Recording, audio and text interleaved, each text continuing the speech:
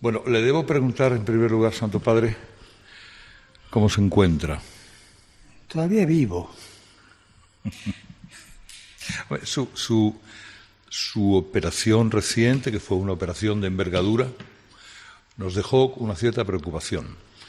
Y sí, estas cosas que nacen de los divertículos y que por ahí se deforman, se necrotizan. Pero gracias a Dios fue tomada a tiempo. Uh-huh. Y ya me ve. Uh-huh. Tengo entendido además que la acción de un enfermero fue la que le señaló o le alertó en primer lugar. Me salvó la vida. Me dijo, usted tiene que operarse. Había otras opiniones, ¿no? Que con antibióticos. Y él me explicó muy bien. Es enfermero de acá del servicio sanitario nuestro, uh-huh, del Hospital del Vaticano. Hace 30 años que está aquí.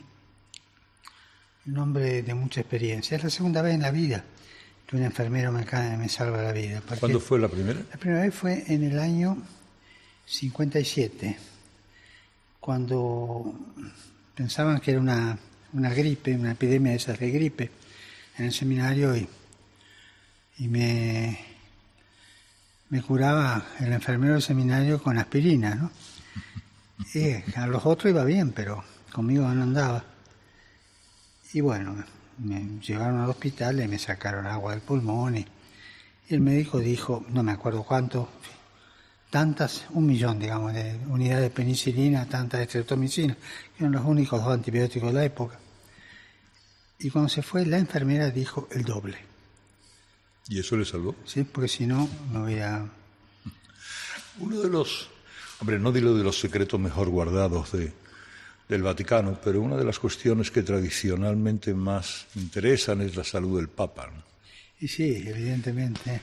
Con lo cual no ha habido ninguna sorpresa, estaba todo programado, bajo control. Todo programado y se avisó. Yo después del Ángelo me fui directamente, y eso sería casi la 1, y se avisó 3:30, cuando ya estaba en los preliminares. Bueno, usted ha dicho, santidad que mala hierba nunca muere, ¿no? Así es. Y eso vale para mí también, vale para todos. ¿Los medios le han prohibido algo? ¿Hay algún ultimátum? ¿Hay algo que su santidad no pueda hacer y a la que no esté dispuesto? No entiendo. ¿Algo le han prohibido los médicos? Los medios, perdón, había entendido los medios. Bueno, los medios ya sabe que también tienen tentaciones, pero sí. Los médicos en este caso. Ahora puedo comer de todo. O sea que antes con los divertículos no se podía, ¿no? Puedo comer de todo y todavía tengo las medicinas posoperatorias porque el cerebro tiene que registrar que tiene 33 centímetros menos de intestino. Uh-huh. Y todo lo maneja el cerebro maneja todo nuestro cuerpo y le lleva tiempo registrarlo, ¿no? Pero vida normal. Uh-huh. Lleva una vida totalmente normal. Come lo que quiere. Camina, hace esfuerzo, hace... Y hoy toda la mañana en audiencia, toda la mañana. Ahora se va a un viaje a Eslovaquia, a Hungría. Tengo entendido que es el 34º viaje de su pontificado. No me acuerdo bien el número, pero debe ser.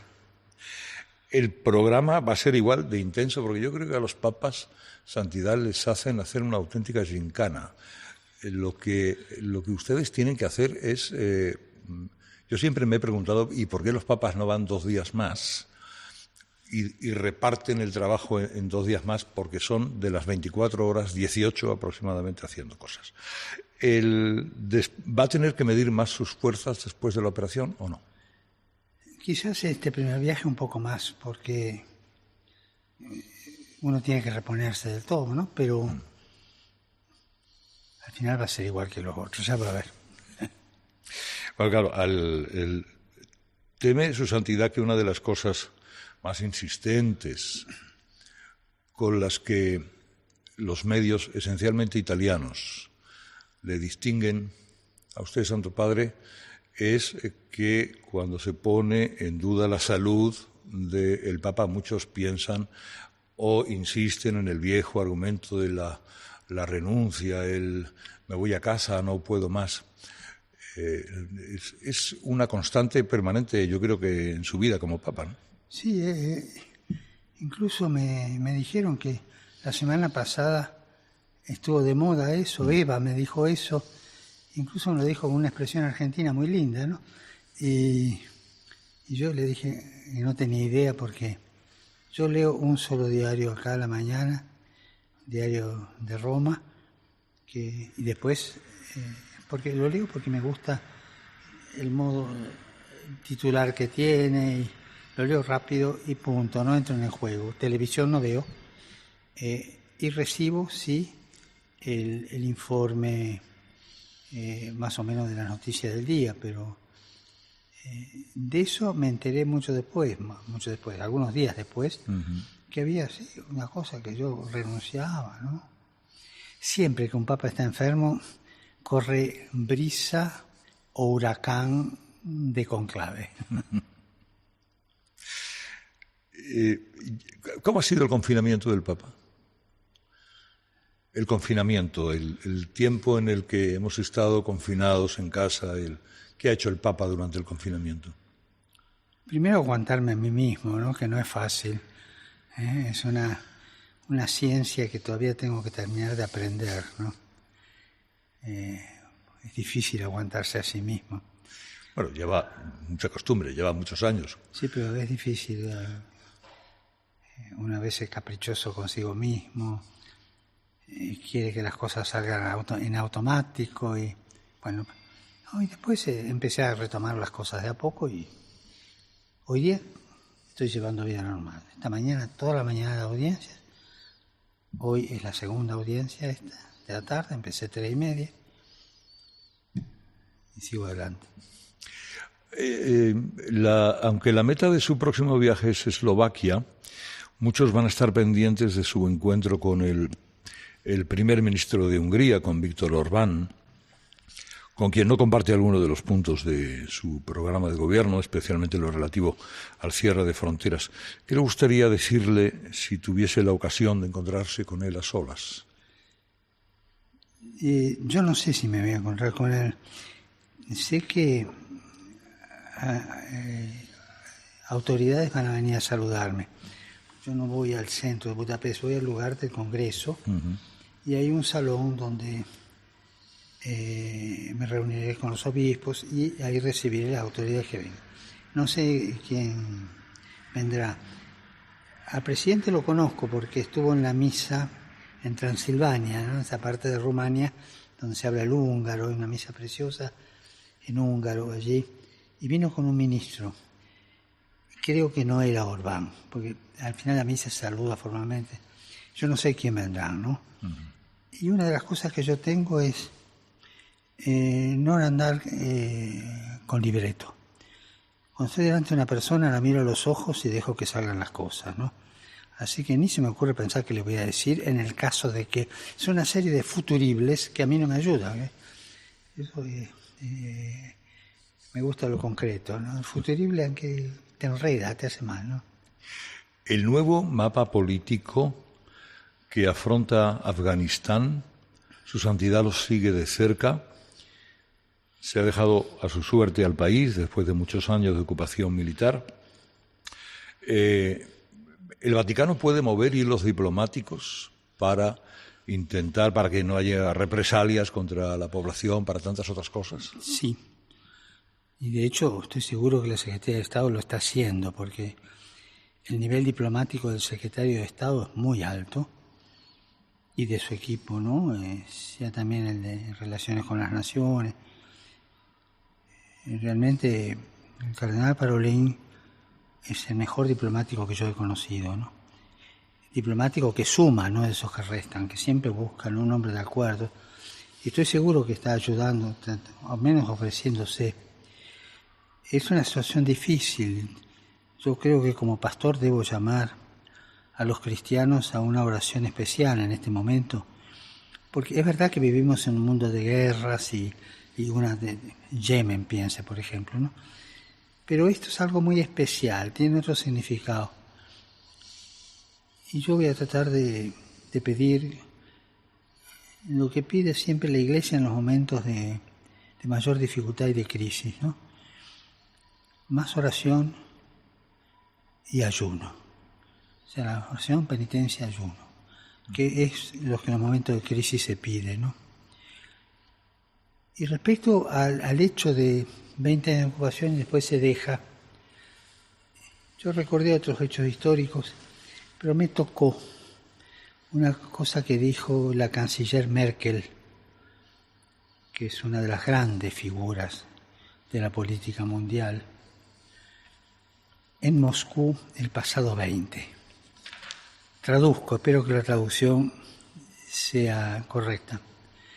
Es necesario poner fin a la política irresponsable de intervenir desde fuera y de construir en otros países la democracia, ignorando las tradiciones de los pueblos.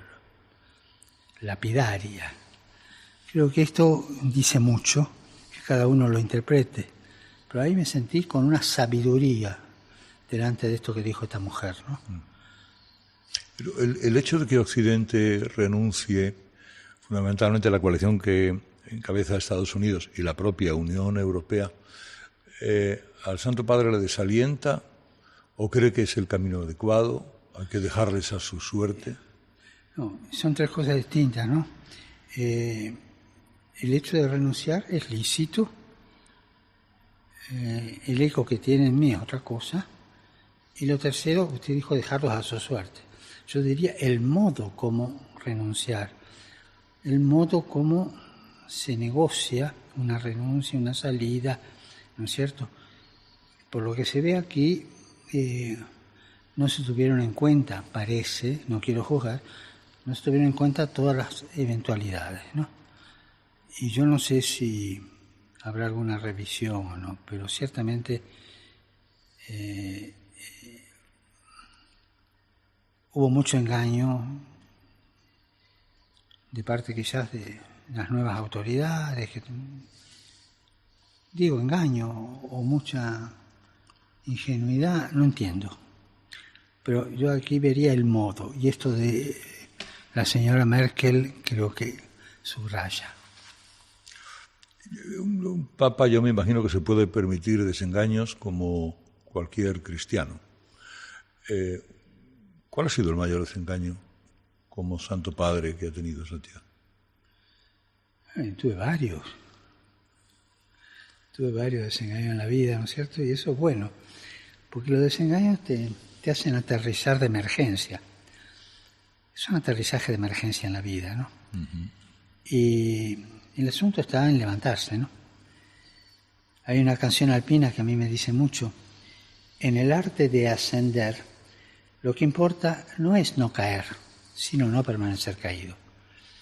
Y los desengaños, vos delante de un desengaño tenés dos caminos. O te quedás ahí, va, esto no va, como dice el tango, dale que va, que todo es igual, que allá en el horno se vamos a encontrar.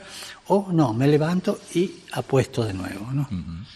Y creo que delante de una guerra, delante de una derrota, delante hasta un desengaño propio, delante a un fracaso propio, delante al propio pecado, levantarse, no permanecer caído, ¿no?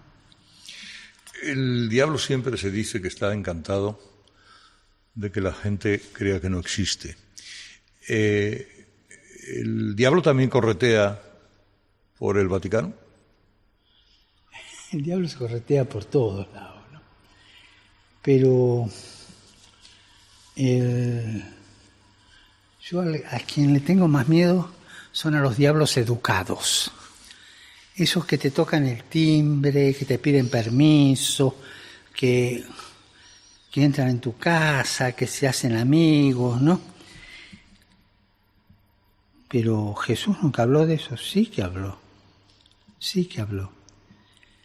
Cuando dice esto, cuando el espíritu inmundo sale de un hombre, cuando alguien se convierte o cambia de vida, va y empieza a dar vueltas por ahí en lugares áridos, se aburre y después de un tiempo dice: voy a volver a ver cómo está aquello. Y ve la casa toda ordenada, toda cambiada. Entonces busca 7 peores que él y entra con otra actitud.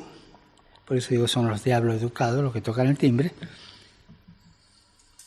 La ingenuidad de esta persona lo deja entrar y el fin de ese hombre es peor que el principio, dice el Señor. No. Tengo pavor a los diablos educados. Son los peores. Y uno se engaña mucho, ¿no? Uno se engaña mucho. En marzo se van a cumplir 9 años del inicio de su pontificado, que no ha sido aquel pontificado breve de 4 o 5 años que dijo su santidad. ¿Se encuentra satisfecho de los cambios emprendidos o le queda alguna cosa pendiente que quisiera rematar de forma inminente? Es decir, ¿tiene la sensación de que Dios le ha dado un tiempo extra por algo? Evidentemente que a mí el nombramiento me agarró por sorpresa, porque vine con una valijita. Porque yo acá tenía la sotana. Me habían regalado una con la mención cardenal y la dejé en la casa de unas monjas para no tener. Yo pertenecía a 5 o 6 congregaciones acá, entonces tenía que viajar para no venir con eso. Vine como siempre. Y dejé preparado la homilía de la Semana Santa ya en el obispado. Se me agarró por sorpresa. Pero no hay nada mío inventado. Lo que yo hice desde el principio es procurar poner en marcha lo que los cardenales dijimos en las reuniones preconclave para el próximo Papa. El próximo Papa tiene que hacer esto. Y esto es lo que yo empecé a poner en marcha, ¿no? Es decir, creo que quedan varias cosas por hacer todavía, ¿no? Pero no hay nada inventado por mí, ¿no? Yo estoy obedeciendo a lo que se marcó en aquel momento. Que quizás algunos no se daban cuenta de lo que estaban diciendo, pensaban que no era tan grave, pero algunos temas provocan escozores, ¿verdad? ¿No? Claro. Pero, o sea, no hay una originalidad mía en el plan, ¿no? No. Y mi proyecto de trabajo, Evangelii Gaudium, es una cosa que traté de resumir lo que los cardenales dijimos en ese momento. Es decir, cuando salió usted de Buenos Aires, Santo Padre, ¿en ningún momento contempló la posibilidad para nada, de que no iba a volver? No, para nada. No, si tuve que hacer tal cosa de allá, esenciales, ¿no? Para nada, por la edad misma y además que no se me ocurrió. Cuando no se te ocurran cosas, no mal, ¿no? Así que, pero yo lo único que hice fue tratar de resumir todo, pedir las actas de esas reuniones, que yo estaba presente, pero para no olvidarme, y poner en marcha eso, ¿no? Uno de los últimos terremotos en el Vaticano, al menos los medios, es el macroproceso por corrupción al que está imputado el cardenal Becciu. Él asegura que va a quedar demostrada su inocencia. Desde fuera da la impresión de que la reforma de las finanzas vaticanas es como ese caracol, ¿verdad?, que trepa por el pozo y cada vez que avanza 1 metro retrocede 2. ¿Hay esperanza, como cree, que acabará este asunto? En todos los organismos la corrupción es un pecado inherente, inevitable, pero ¿en qué manera puede ser evitable dentro del Vaticano? Hay que poner todos los medios para evitarlo, pero es una historia vieja. Mirando hacia atrás tenemos la historia de Marcinkus, que la recordamos bien, la historia de Danzi, la historia de Scossa. O sea, es una enfermedad en la que se recae, ¿no? Creo que hoy día se ha progresado en la consolidación de la justicia del Estado Vaticano.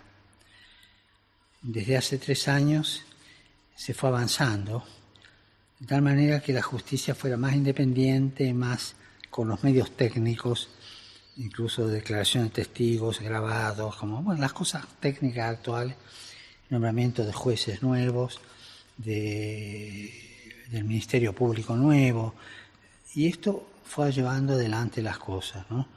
Y ayudó, la estructura ayudó a enfrentar esta situación que parecía que no iba a existir nunca. Y todo empezó con 2 denuncias de personas que trabajan en el Vaticano y que en sus funciones vieron una irregularidad. Hicieron la denuncia y me preguntaron qué se hace. Yo le digo, si quiere ir adelante, tiene que presentarlo al fiscal. Un poco desafiante la cosa, pero dos personas de bien estaban un poco acobardadas, entonces como para darle ánimo yo les metí mi firma debajo de la de ellos, para decir, no, este es el camino. No le tengo miedo a la transparencia y a la verdad. A veces duele, y mucho. Pero la verdad es lo que nos hace libres. Así que esto fue simplemente, ahora que de aquí a unos años aparezca otro, esperemos que estos pasos que estamos dando en la justicia vaticana ayuden a que cada vez menos suceda estos hechos que... Sí, usted usó la palabra corrupción. En este caso, obviamente que, al menos en la primera vista, parece que la hay, ¿no? ¿Qué teme más, que sea declarado culpable o inocente, habida cuenta que usted mismo, Santo Padre, dio permiso para llevarle a juicio? O sea, él va a juicio según la legislación vaticana. En una época, los jueces de los cardenales no eran los jueces del Estado, sino hoy día son el jefe del Estado. Yo quiero de todo corazón que sea inocente. Además fue un colaborador mío, ¿no? Y me ayudó mucho, ¿no? Y además una persona a quien le tengo cierta estima como persona, ¿no? O sea que mi deseo es que salga bien, ¿no? Pero es una manera afectiva de la presunción de inocencia, vamos. Además de la presunción de inocencia, tengo ganas de que salga bien. Ahora, la justicia es la que va a decidir.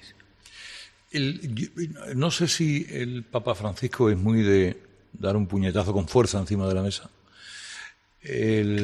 Quizá la última vez el último golpe sobre la mesa ha sido el documento pontificio en el que se limita la celebración de las misas tridentinas.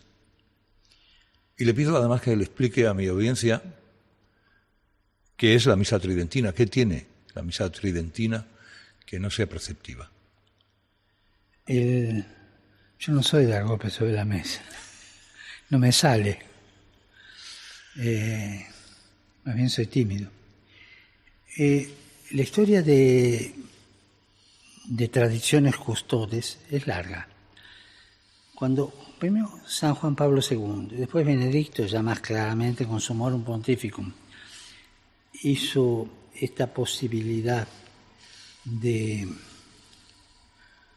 que se pudiera celebrar con el misal de Juan XXIII, anterior al de Pablo VI, que es el postconciliar, ¿no es cierto? Aquellos que no se sentían bien con la liturgia actual, ¿no? Y que tenían una cierta nostalgia. Me pareció de las cosas pastorales más bellas y más humanas de Benedicto, que es un hombre de una humanidad exquisita. Y así empezó. Ese fue el motivo. A los 3 años él decía que había que hacer una evaluación. Se hizo la evaluación y parecía que todo andaba bien. Y andaba bien.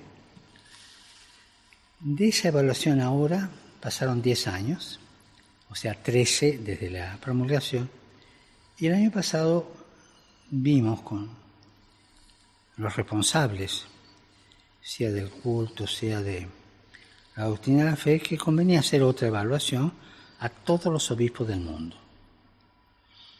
Y se hizo, llevó todo el año.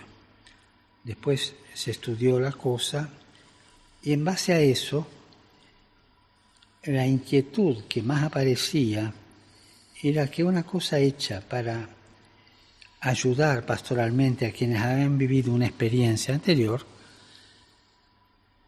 se fuera transformando en ideología. O sea, una cosa pastoral a ideología. Entonces había que reaccionar con normas claras, ¿no? Y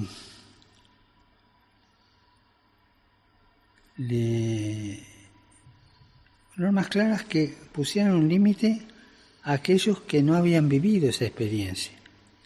Porque parecía que está de moda en algunos lados que sacerdotes jóvenes, no, yo quiero, y por ahí no saben latín, no entienden lo que dicen, ¿no? Y por otro lado apoyar y consolidar lo de Summorum Pontificum. Bueno, hice más o menos el esquema, lo hice estudiar, trabajé mucho con gente tradicionalista, de buen sentido. Y salió ese cuidado pastoral que hay que tener con algunos límites, pero buenos, ¿no? Por ejemplo, que la proclamación de la palabra sea en un idioma que todos lo entiendan, si no es reírse de la palabra de Dios, ¿no? Uh-huh. Pequeñas cositas, pero sí, el límite es muy claro.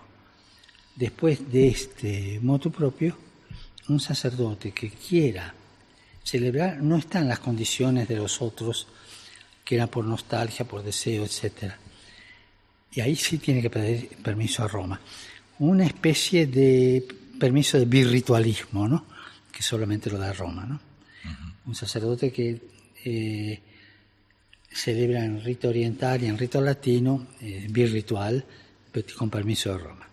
O sea, hasta el día de hoy los anteriores siguen un poco ordenados, más aún, pidiendo que haya un sacerdote que esté encargado no solo de la liturgia, sino de la vida espiritual de esa comunidad, ¿no es cierto? Si usted lee bien la carta y lee bien el decreto, va a ver que simplemente es reordenar constructivamente, con cuidado pastoral, y evitar un exceso a quienes no están, ¿no? ¿Y le quita el sueño a santidad el camino sinodal que ha iniciado la Iglesia Católica Alemana? Bueno, sobre eso yo me permití mandar una carta que le hice yo solo en castellano. Un mes me llevó a hacer eso, de rezar y pensar y se las mandé en su momento, original castellano, traducción al alemán. Y ahí expreso todo lo que yo siento frente al sínodo alemán, ¿no? Al sínodo de la Iglesia alemana. Ahí está todo.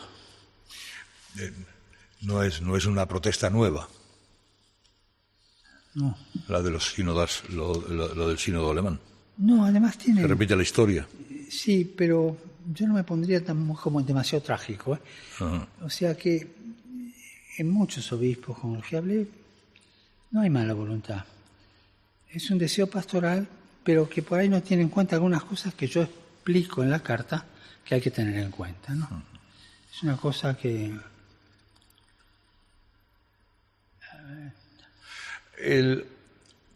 Hay varias cosas, o hay cosas que están instaladas en el imaginario popular. Una de ellas de las que más se habla es de la crisis del teatro. Su Santidad sabe que el teatro está en crisis desde que Su Santidad y yo habíamos nacido. Otra de las cosas es la reforma de la curia. Permanentemente se dice hay que reformar la curia, pero la curia parece irreformable. Es como una selva espinosa en la que es imposible entrar, o eso se dice desde fuera.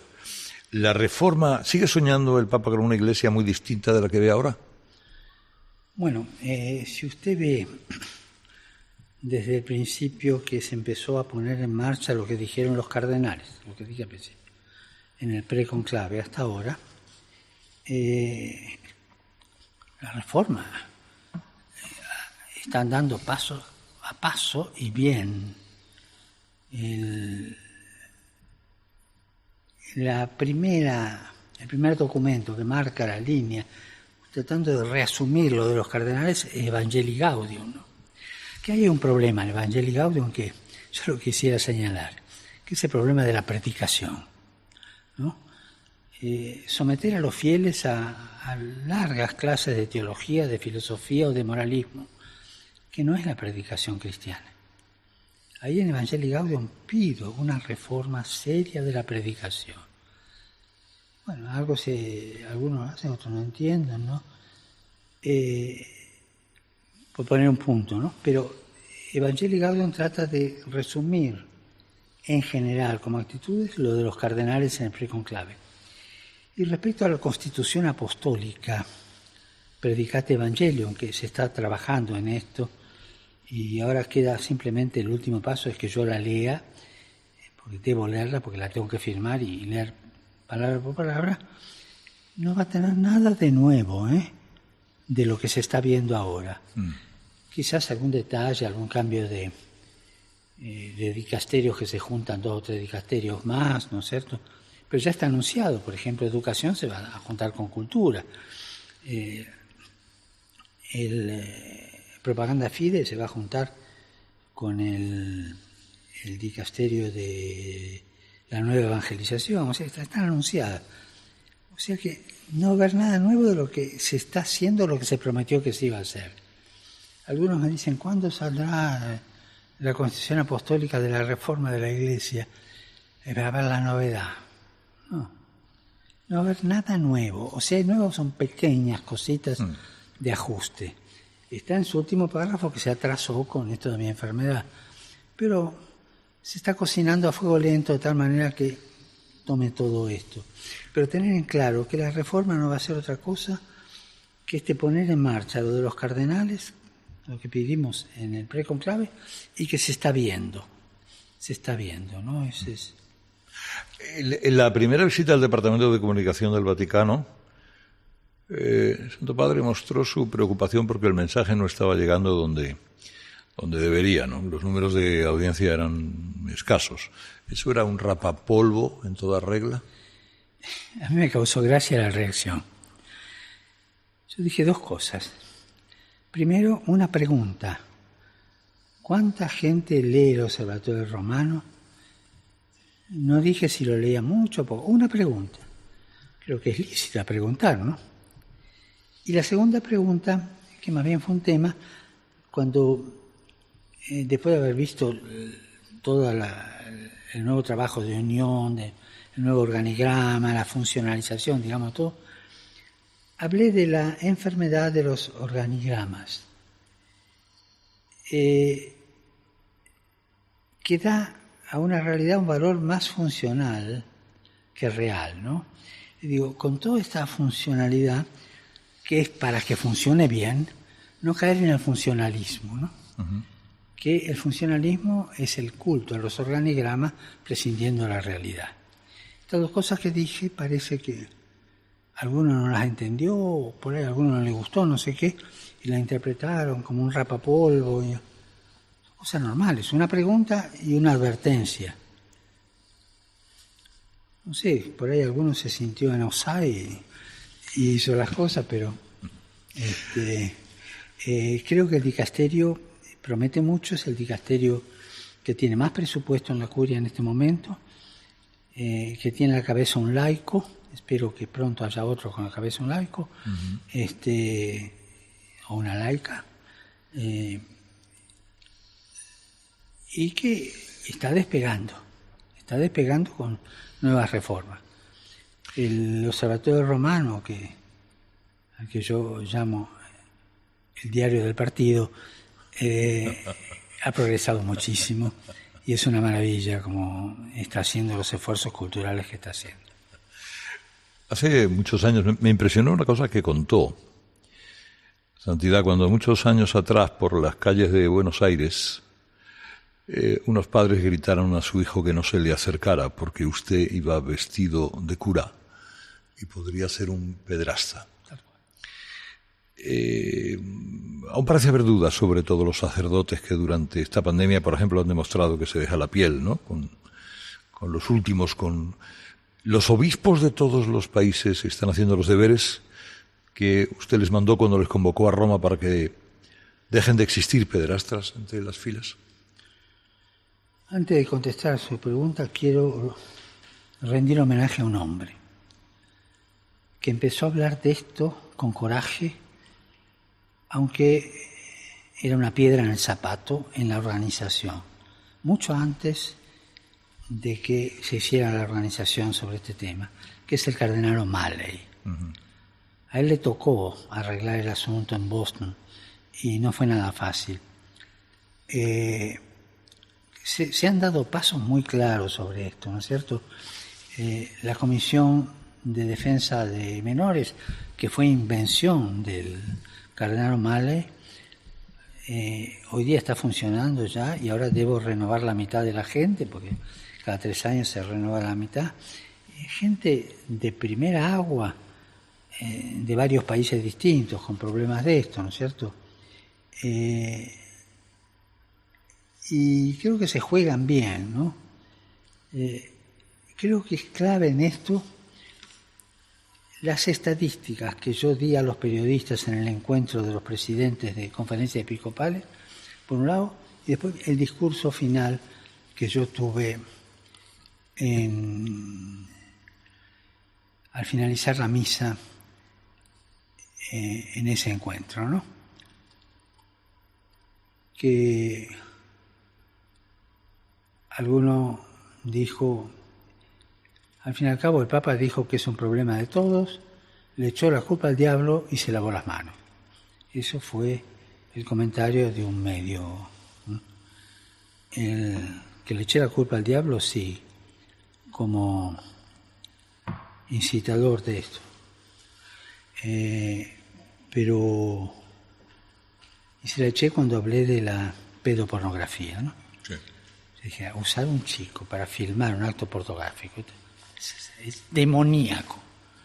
No se explica sin la presencia del demonio. Eso sí, ¿verdad? Lo dije.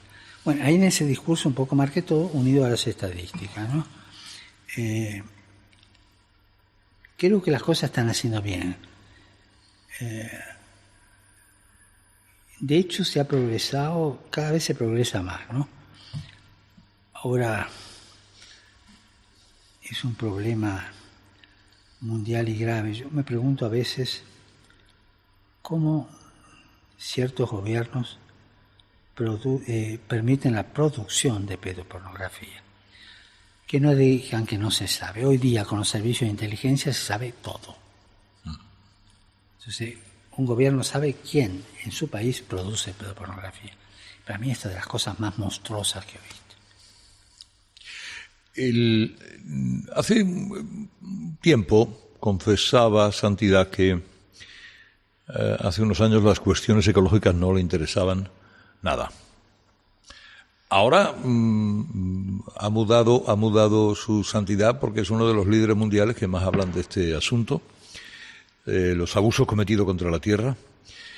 ¿La opción ecológica le ha generado enemigos?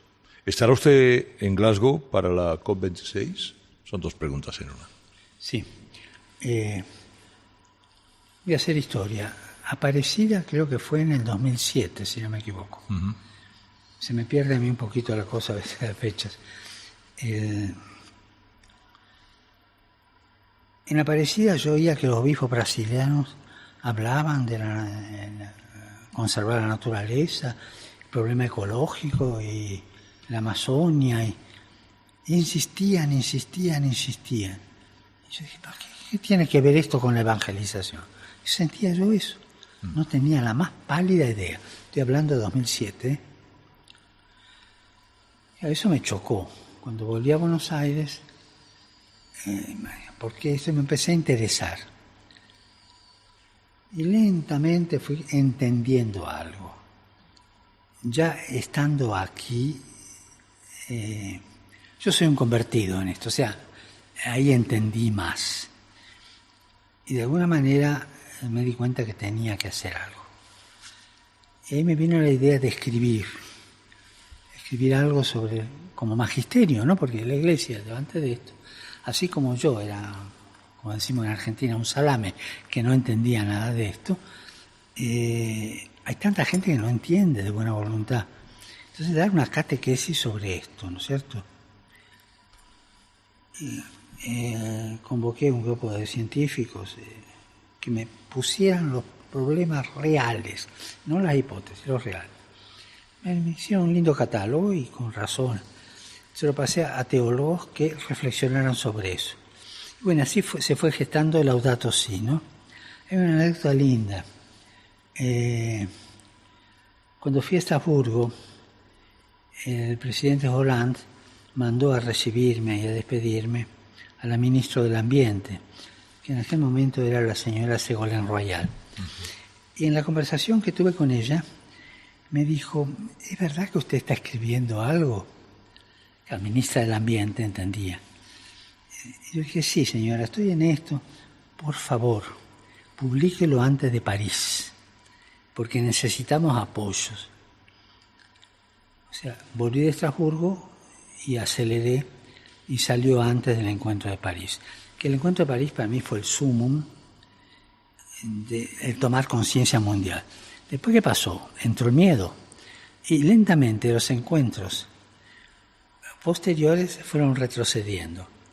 Yo espero que Glasgow ahora levante un poco la mira, ¿no? Y nos ponga más en línea, ¿no? Pero estarás... Sí, en principio el programa es que vaya, ¿no? Todo depende de cómo me sienta en ese momento, pero de hecho ya se está preparando mi discurso y el programa es estar. Hablemos de China, si le parece, Santidad. Dentro de sus propias filas hay quienes insisten en que no debería renovar el acuerdo que el Vaticano ha firmado con ese país porque pone en peligro su autoridad moral. ¿Tiene su santidad la sensación de que hay mucha gente queriéndole marcar el camino al Papa? Yo también, cuando era laico raso y cura, me encantaba marcarle el camino al obispo. Es una tentación, hasta yo diría lícita, si se hace con buena voluntad, ¿no? Lo de China no es fácil, pero yo estoy convencido que no se debe renunciar al diálogo. Te pueden engañar en el diálogo, puedes equivocarte, todo eso, pero es el camino. La cerrazón nunca es camino. Y bueno, lo que se ha logrado hasta ahora en China fue al menos dialogar. Alguna cosa concreta, el nombramiento de nuevos obispos, lentamente, ¿no? Pero también son pasos que pueden ser cuestionables los resultados por un lado o por el otro, ¿no? Para mí la figura clave de todo esto, que me ayuda, me inspira, es el cardenal Casaroli, ¿no? Casaroli fue el hombre a quien San Juan XXIII le encargó de tender puentes con Centro Europa, ¿no? Hay un libro muy lindo, El martirio de la paciencia. El martirio de la paciencia, donde él cuenta un poco sus experiencias allí, ¿no? O se cuenta las experiencias de él, ¿no? El que compiló todo. Y era pasito pequeño tras pasito pequeño, creando puentes, a veces teniendo que dialogar al aire libre o con la canilla abierta, en momentos difíciles. Lentamente fue logrando rehacer las relaciones diplomáticas, que en el fondo suponía el nombramiento de nuevos obispos y cuidado del pueblo fiel de Dios, no para tener. Y creo que hoy día de alguna manera tenemos que seguir estos caminos del diálogo pasito a pasito en las situaciones más conflictivas, ¿no? En mi experiencia en el diálogo con el Islam, por ejemplo, con el gran imán de Al-Tayeb, fue muy positiva en esto y se lo agradezco mucho. Y fue como el germen de Fratelli Tutti después, ¿no? Pero dialogar siempre o estar dispuesto a dialogar, ¿no? Hay una cosa muy linda. La última vez que se encontró San Juan XXIII con Casaroli, le fue a informar cómo andaban las cosas, y Casaroli iba todos los fines de semana a un penal de menores. Creo que era Casal del Mármol, no creo, no estoy seguro. Y estaba ahí con los chicos, iba de sotana como cura, nadie sabía, o algunos no sabían quién era. Y cuando se despidieron, y ya estaba en la puerta Casaroli, San Juan 23 lo llamó, me dijo: Eminencia, sì, sigue yendo, continua a andare da quei ragazzi, sigue yendo de aquellos muchachos, sí, no los deje nunca. El testamento de un papa santo a un diplomático muy capaz. Seguí por este camino de diplomacia, pero no te olvides que sos cura, como lo estás haciendo. Esto para mí es inspirador, ¿no? Santidad, en España se ha legalizado la eutanasia en función de lo que llaman el derecho a una muerte digna, pero es un silogismo falaz, porque la Iglesia no defiende sufrimiento encarnizado, sino la dignidad hasta el final. ¿Hasta dónde el hombre tiene poder real sobre su vida? ¿Qué cree el Papa? Situémonos.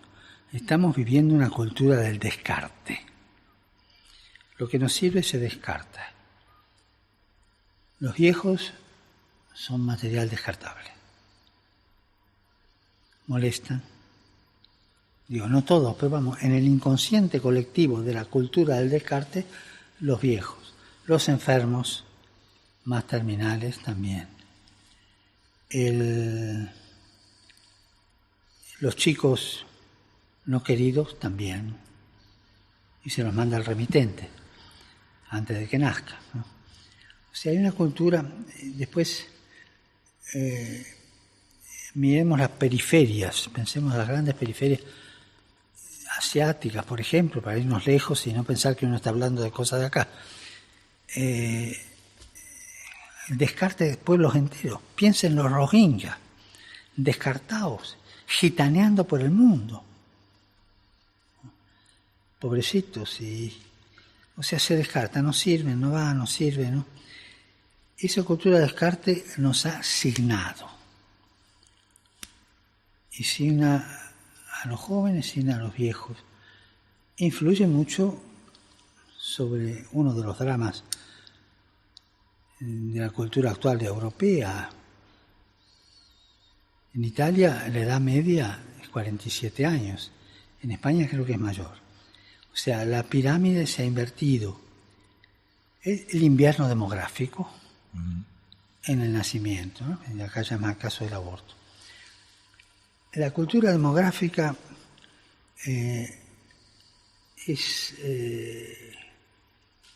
está en pérdida porque se mira el provecho, se mira andar adelante, a veces usando la compasión, ¿no? Que no sufra en el caso de la... Creo que la Iglesia lo que pide es ayudar a morir con dignidad. Eso siempre lo ha hecho. Y respecto al caso del aborto, a mí no me gusta entrar en discusiones que si hasta aquí se puede, que hasta aquí no se puede. Pero digo esto, cualquier manual de embriología de los que le dan a un estudiante de medicina en la facultad, cualquier manual dice que a la tercera semana de la concepción, a veces antes que la madre se dé cuenta, ya está perfilado todos los órganos en el embrión, incluso el ADN. Es una vida humana. Algunos dicen no es persona, es una vida humana. Entonces, delante de una vida humana yo me hago dos preguntas. ¿Es lícito eliminar una vida humana para resolver un problema? ¿Es justo eliminar una vida humana para resolver un problema? Segunda pregunta, ¿es justo alquilar un sicario para resolver un problema? Y con estas dos preguntas que se resuelvan los casos de eliminación de gente por un lado o por el otro porque son un peso para la sociedad. Yo quisiera recordar algo que en casa nos contaban. Que una familia muy buena, varios hijos, el abuelo vivía con ellos, pero el abuelo se fue poniendo viejo y en la mesa comenzaba a babearse, ¿no? Entonces el papá no podía invitar gente por vergüenza de su padre, ¿no? Entonces se le ocurrió poner una linda mesa en la cocina y explicó a la familia que desde el día siguiente el abuelo iba a comer en la cocina, así podían invitar gente. Y así fue. A la semana llega a casa y encuentra a su hijito de 8 años, 9 años, uno de los hijos, jugando con maderas, clavos, martillos. Y le dice, ¿qué estás haciendo? Estoy haciendo una mesita, papá. ¿Para qué? Para vos, para cuando seas viejo. O sea, lo que se siembra con el descarte se va a recibir después. Santidad, vámonos a otro escenario. En la sociedad española, usted sabe que se han producido algunas fracciones y algunas fracturas concretas. El referéndum en Cataluña llevó a una situación particularmente delicada. Y usted ha dicho que el soberanismo es una exageración que siempre acaba mal. ¿Qué actitud cree que debemos adoptar ante un planteamiento de ruptura? Yo diría, mirar la historia, ¿no? En la historia hubo casos de independencia, incluso en países de Europa, que hoy día incluso están en proceso de independencia, ¿no? Mira el Kosovo, toda esa zona que se está rehaciendo, ¿no? Son hechos históricos que están caracterizados por una serie de particularidades. En el caso de España, son ustedes los españoles los que tienen que juzgar, dando bien su actitud, ¿no? Pero para mí lo más clave en este momento, en cualquier país que tiene este tipo de problemas, es preguntarme si se han reconciliado con la propia historia. Yo no sé si España está totalmente reconciliada con su propia historia, sobre todo la historia del siglo pasado, ¿no? Y si no lo está, creo que tiene que hacer un paso de reconciliación con la propia historia, lo cual no quiere decir claudicar de las posturas propias, sino entrar en un proceso de diálogo y de reconciliación. Y sobre todo huir de las ideologías, que son las que impiden cualquier proceso de reconciliación. Además, las ideologías destruyen. Unidad nacional es una expresión fascinante, es verdad, la unidad nacional. Pero nunca se va a lograr sin la reconciliación básica de los pueblos. Y creo que en esto cualquier gobierno, sea del signo que sea, tiene que hacerse cargo de la reconciliación y ver cómo llevar adelante la historia como hermanos, ¿no? Y no como enemigos, o al menos con ese inconsciente deshonesto que me hace juzgar a otro como enemigo histórico. Bueno, España vivió un proceso de reconciliación muy intenso y admirable en el mundo entero en la década de los 70 del siglo pasado. El problema es que el revisionismo histórico haya pretendido inutilizar aquella reconciliación admirable en el mundo, que fue la transición española, que yo me imagino que ustedes la conocieron. En Argentina y la habrían, y no será extraña para el Papa, ¿no? El nacionalismo, el soberanismo ha sembrado Europa de muertos y de inmigrantes. Y eso me lleva a preguntarle, ante la inmigración provocada por diversos fenómenos en el que estamos ahora mismo inmersos, ¿qué postura tomamos? ¿Qué pasa cuando el número de los que piden acogida supera las posibilidades de acogida de un país? ¿No debe haber fronteras, todos en cualquier parte, donde queramos y como queramos? ¿Los estados tienen derecho a poner sus rígidas normas o menos rígidas? Mi respuesta sería esto. Primero, delante a los migrantes, 4 actitudes: acoger, proteger, promover e integrar. voy a la última. Si uno acoge y los deja ahí sueltos en casa y no los integra, son un peligro. Porque se sienten extraños. Piense usted en la tragedia de Zaventem. Quienes hicieron ese acto de terrorismo eran belgas, eran hijos de migrantes no integrados, guetizados.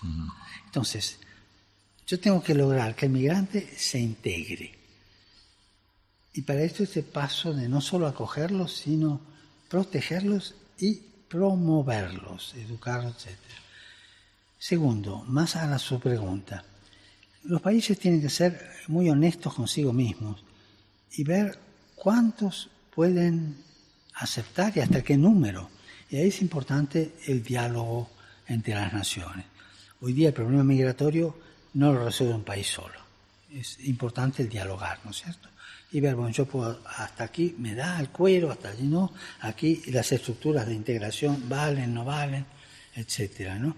Estoy pensando en un país que a los pocos días de llegar un migrante ya recibía sueldo para ir a la escuela, aprender la lengua. Y después se le conseguía trabajo y se lo iba integrando. Esto fue en la época de la integración, de la inmigración por las dictaduras militares de Sudamérica, Argentina, Chile, Uruguay. Estoy hablando de Suecia. Suecia fue un ejemplo en estos 4 pasos de acoger, proteger, promover e integrar, ¿no? Y después también hace una realidad delante de los migrantes, ¿no? Ya me refería a ella, pero la repito, el invierno demográfico. Italia tiene pueblos casi vacíos. España también. No, nosotros no, pero pará. ¿Qué esperás? ¿Quedarte sin nadie? O sea, una realidad. O sea, la migración es una ayuda a verla en la medida que se cumplan estos pasos de integración, ¿no? Esa es mi postura. Pero eso sí, un país tiene que ser muy honesto. Yo decía, hasta aquí puedo. El próximo año se van a cumplir 40 años de aquel discurso de San Juan Pablo II sobre la identidad europea. Yo le quiero preguntar por los lugares donde puede ir el Papa, que su salud, su buen aspecto, por otra parte, le permitan. Yo no sé si Haití, no sé si su tierra, no sé si Santiago, cuando dijo San Juan Pablo II, vuelve a encontrarte, sé tú misma, descubre tus orígenes, ¿no? Sería un magnífico recuerdo recordarlo junto a usted, aprovechando el año santo jacobeo. Bueno, al presidente de la Xunta de Galicia le prometí pensar el asunto. O sea, no lo saqué de una eventual agenda. Para mí la unidad de Europa en este momento es un desafío. Europa continúa perfeccionando y mejorando la Unión Europea o se desintegra.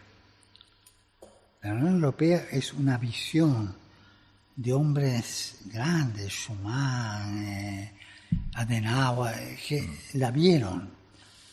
Yo creo que dije 6 discursos sobre la unidad de Europa. 2 en Estrasburgo, uno cuando me dieron el premio Carlomagno, y ahí el discurso que dijo el síndaco de Aachen, yo lo recomiendo porque es una maravilla de criticidad sobre el problema de la Unión Europea, pero no podemos renunciar. Uno de los momentos más felices que yo tuve fue en uno de esos discursos cuando vinieron todos, o jefe de Estado o jefe de gobierno, todos de Europa, de la Unión Europea. No faltaba ninguno. Y nos sacamos una foto en la Capilla Sistina. Esto no me lo olvido. No podemos ir atrás. Hubo un momento de crisis y reaccionó bien la Unión Europea delante de la crisis, pese a las discusiones, pero reaccionó bien. O sea, tenemos que hacer lo posible por salvar esa herencia, ¿no? Es un legado y es una tarea. Santidad, claro, si yo no le pregunto cuándo vendrá el Papa a España, pues es que Me dirán, ¿cómo no le has preguntado al Santo Padre? Yo me atrevo a sugerirle que su santidad no conocerá la Semana Santa hasta que no venga un martes santo a Sevilla a ver a la Virgen de la Candelaria. Él no tiene siquiera curiosidad. Mucha. Pero mi opción hasta ahora de viaje a Europa son a países chicos. Uh-huh. Primero fue Albania. Y después los países europeos que visité son 2 pequeños.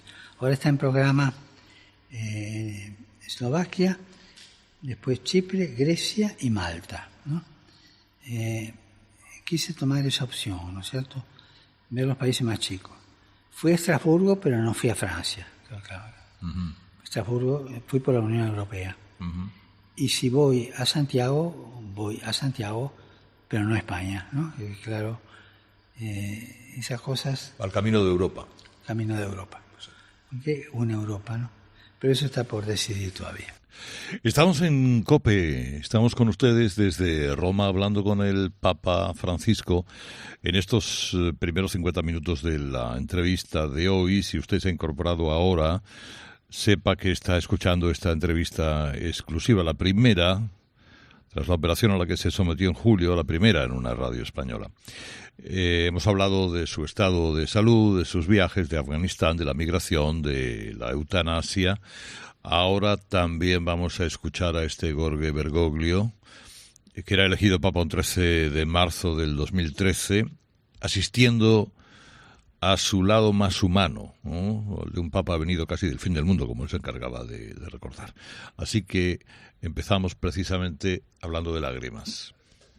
¿Hay algo por lo que el Papa haya llorado este último año, aparte de la pandemia? ¿O el Papa no es de lágrima fácil? Yo no soy de lágrimas fáciles, ¿no? Pero de vez en cuando me viene esa tristeza o frente a algunas cosas que yo tengo mucho cuidado de no confundirla con una melancolía, ¿no? Un poco a lo Paul Verlaine, ¿no? Uh-huh. Aquel Les Sanglots de l'automne monotone bleu smoker, ¿no? No quiero que se confunda con eso. Pero como momentos viendo ciertas cosas me tocan el corazón y eso me sucede a veces. ¿Se le ha calificado santidad como el Papa Pop o el Papa Superman? Que sé que no le gusta, además. Pero, claro, ¿quién es en realidad Francisco? ¿Cómo le gustaría, Santo Padre, que le recordaran? Como lo que soy, un pecador que trata de hacer el bien. Bueno, somos 2 pecadores en esta mesa, entonces. Somos 2. Pero usted tiene más mano allí arriba. Siempre me ha llamado la atención su relación con el escritor Jorge Luis Borges. ¿Por qué le hacía tanto caso a ese joven jesuita? Yo no sé por qué. Yo me acerqué a él porque era muy amigo de su secretaria, ¿no? Y después una simpatía. Yo no era cura cuando lo conocí a él. Yo habré tenido 25, 26 años cuando lo conocí. Y enseñaba en Santa Fe como jesuita, en esos 3 años que enseñamos en colegio los jesuitas. Y lo invité a venir a hablar a mis alumnos de literatura, y vino y tuvo su curso. Yo no sé por qué, pero era un hombre muy bueno, muy bueno. Le hemos oído mucho hablar de su abuela paterna, de la abuela Rosa, pero le hemos escuchado menos hablar de su madre. O quizá directamente no le hemos escuchado. No, ahí lo que sucede son 2 factores, ¿no? Nosotros 5 hermanos, muy abueleros todos, ¿no? Dios nos ha conservado los abuelos hasta grandes, ¿no? El primer abuelo, el más viejo de todos, yo lo perdí cuando tenía 16 años. Y la última abuela cuando ya era provincial de los jesuitas, o sea que los abuelos nos acompañaron. Además en casa había una costumbre. Las vacaciones las pasábamos los 4 mayores, porque la menor vino 6 años después del otro. Pero los 4 mayores la pasábamos con los abuelos, así papá y mamá descansaban un poco, ¿no? 2 con un abuelo y 2 con el otro. Y lo pasábamos divertido, ¿no? O sea que hay mucho de esa cosa abuelera. De la abuela Rosa lo que yo cuento son las mismas anécdotas de siempre, que algunas son muy divertidas. De la otra abuela también cuento anécdotas, como la lección que me dio, que no me la olvido, el día de la muerte de Prokofiev, ¿no? Uh-huh. Sobre el esfuerzo en la vida, como yo le pregunté a ella, ¿cómo habrá hecho este hombre para llegar? Yo era un adolescente, ¿no? Y de mamá sí, recuerdo muchas cosas que también las digo, ¿no? Pero por ahí llama más la atención lo de la abuela, porque me repito con algunas cosas curiosas de la abuela, algunas irrepetibles por carta, por el radio, algunos dichos, pero que nos enseñaron mucho. Pero parte de que éramos muy abueleros. Los domingos, a casa de los abuelos, siempre, ya era, y después a la cancha a ver San Lorenzo, pero es una cosa... Pero los abuelos incidieron mucho en nuestra vida. ¿No ha vuelto a ver San Lorenzo? Porque no quiere ver la televisión. Además, hace años que no quiere verla. Sí, yo hice una promesa el 16 de julio del 90. Sentí que el Señor me pedía eso porque estábamos en comunidad viendo una cosa que terminó chabacana, desagradable, mal. Y yo quedé mal. Era un 15 de julio de la noche. Y al día siguiente, en la oración, le prometí al Señor no ver. Evidentemente que cuando asumió un presidente lo veo, ¿sí? Cuando algún accidente aéreo lo veo, ¿no es cierto? Esas cosas, pero no soy adicto. ¿No ha visto la Copa América, por ejemplo? No, para nada, no, para nada. No, eso me cuido. Hay una vieja leyenda que dice que alguna vez algún papa se ha escapado del Vaticano. El Francisco ha realizado alguna escapada que hasta ahora no haya sabido nadie. No. El que se escapaba a esquiar era San Juan Pablo II. Sí. Y acá, a 1 hora y pico, había una pista de esquí y lo tenía en el alma. Y hacía bien en escaparse. Iba cubierto. Pero un día, mientras él estaba en la cola para subir, un chico le dijo, ¡el Papa! No sé cómo lo descubrió. Y se volvió enseguida. Y después procuró tomar más precauciones. No, yo las casas de familia donde he ido a visitar, que recuerde, son 3. Una que es un medio convento de las Teresianas, donde quise visitar a la profesora Mara, ya de 90 años, una gran mujer que enseñó en la Universidad de la Sapienza, después enseñó en el Agustiniano. Quisiera celebrarle misa. Después, a darle las condolencias probablemente a mi mejor amigo, un periodista acá italiano, a la casa de él. Y la tercera casa que visité fue la de Edith Brucht, la señora, 90 años cumplió ahora, que estuvo en el campo de concentración húngara ella, ¿no? Judía, que lo hice este año al principio del año pasado, no recuerdo bien. Son las 3 únicas casas que fui de escondido, después se supo. Que me encantaría andar por la calle, me encantaría, pero eso me tengo que privar porque claro, no podría caminar 10 metros. No, pero le pregunto si alguna vez ha tenido la tentación de vestirse de civil. No, para nada, no. Con un gorro y unas gafas. No, para nada. ¿Cómo combate la nostalgia el Papa Francisco?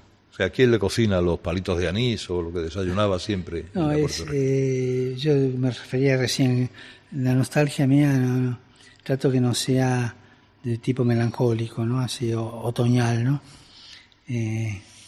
Aunque una de las cosas lindas del otoño argentino, de Buenos Aires, eran los días nublados, de mucha niebla, donde no se veía a 10 metros desde la ventana y escuchando Piazzolla, ¿no? Eso sí un poco lo extraño. Pero en Roma tiene sus días de niebla también. Pero nostalgia no. Por ahí ganas de ir de una parroquia a otra caminando, esas cosas sí. Pero nostalgia no. Se acabó aquella época de dolores de cabeza por las palabras que a veces se le iban de más o que le atribuían que se le iban de más y que tenían consecuencias con cosas que usted no contaba, Santidad. El peligro siempre está. Una palabra puede ser interpretada de un lado o de otro, ¿no es cierto? Esas son cosas que suceden y qué sé yo no sé de dónde han sacado la semana pasada que yo iba a presentar mi renuncia, ¿no? ¿Qué palabra habrán tomado en mi patria? De ahí salió la noticia, ¿no? Y dicen que fue un revuelo y a mí ni se me pasó por la cabeza, ¿no? Delante de interpretaciones que nacen un poco distorsionadas de alguna palabra mía, yo me callo, porque aclarar es peor. ¿Se habla mucho de fútbol aquí en Santa Marta? Sí, del fútbol italiano, ¿no? Estoy aprendiendo a conocer un poco las cosas. Habla mucho, fútbol, sí. O sea, ¿qué tal jugador de fútbol era usted, Santidad? Yo era un palo, me llamaba, pata dura me llamaban. Por eso me metían siempre al arco. Ahí me defendía más o menos bien. Nuestro programa Tiempo de Juego, nuestros compañeros siempre, cuando les decía que iba a venir a ver al Papa, por favor, que te diga el Papa qué piensa del fichaje de Messi, se ha ido a Francia, qué se le antoja de todo el mundo del fútbol, lo sigue de cerca. Yo escribí una pastoral sobre el sport. Vamos, una pastoral que no era pastoral, ¿no? En dos pasos. Primero fue el artículo que publicó el mundo de los sport el 2 de enero de este año, y en base a eso se hizo después, corregí yo, la pastoral, ¿no? Un artículo entrevista, ¿no? Yo digo solo esto, que para ser un buen futbolista hay que tener dos cosas. Saber trabajar en equipo y no ser, como decimos en Buenos Aires, en nuestro argot, uno que se morfa la pelota, sino siempre en equipo. Y segundo, no perder el espíritu amateur. Cuando en el sport se pierde ese espíritu de amateur, se empieza a comercializar demasiado, ¿no? Y hay hombres que han sabido, bueno, lamentablemente hoy día es así, no dejarse manchar por esto, sino derivar sus ganancias y todo para obras de bien, fundaciones, ¿sí? Pero trabajar en equipo, que es una escuela de equipo el deporte, y no perder el espíritu amatorial, ¿no? Es el de amateur. Santidad, le agradezco mucho esta hora inolvidable que nos ha dado a los oyentes de COPE. Un saludo grande a los que están escuchando y les pido que recen por mí, para que el Señor me siga protegiendo, cuidando, porque si me deja solo soy un desastre. Normalmente es usted el que nos lo diría, pero eso lo decimos nosotros, que Dios le bendiga. Igualmente a todos ustedes. Gracias. Que Dios los bendiga. Gracias.